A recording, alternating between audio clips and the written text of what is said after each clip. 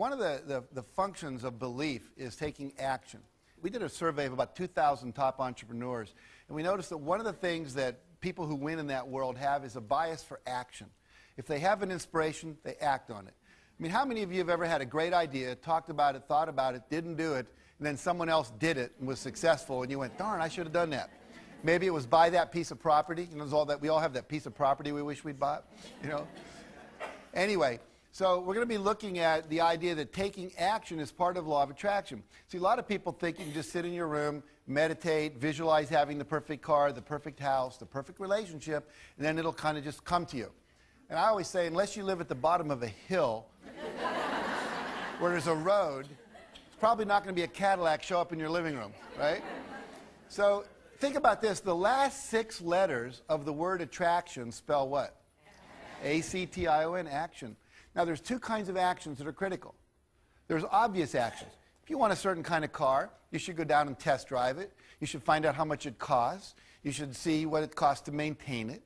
You should go, you know, I like to test drive a car 3 or 4 times, go down to the dealer, take a camera, stick my head out the window, say, take a picture of me, I'll be back to buy it.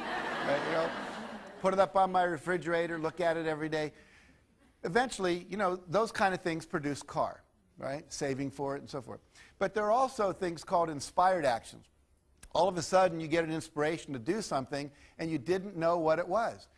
You don't have the sense of, like, how is this rationally going to make sense for me to move forward in my life? I'll give you an example. A friend of mine, Dr. Ignatius Piazza, graduates chiropractic school. He wants to move to Monterey, near Pebble Beach, where the golf course is. And he gets there, and he says to the local chiropractic association, I'd like to join you. I'd like you to help me get my practice started. And they said, we don't need any more chiropractors. We have 1 chiropractor for every 8 people in this area. It's too many. Now, he could have said, okay, let the external reality control his internal experience, but he didn't do that. He said, I'm going to think about this and visualize it and believe in it, and something will come that I will do.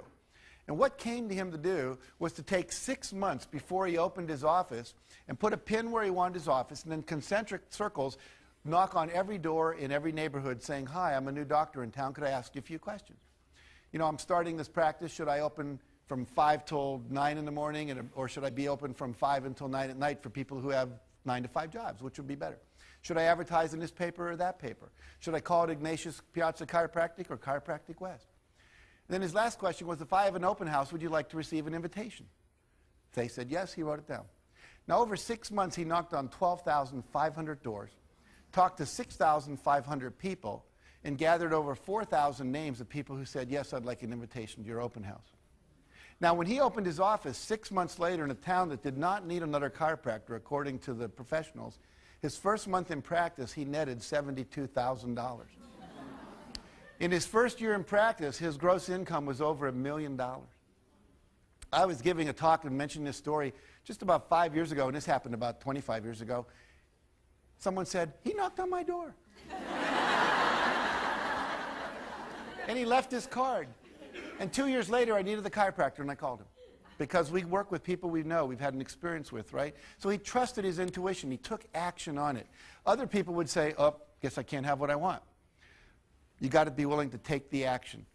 Now, there's 2 kinds of actions. Outer action, what we call the action journey. You're out in the world, you're doing things.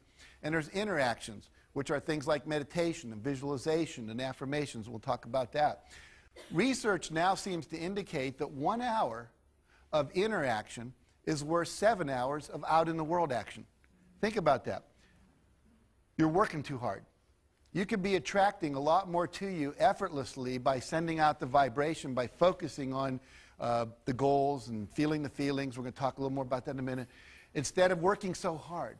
One of my friends says, if it feels like you're paddling upstream, it's not it.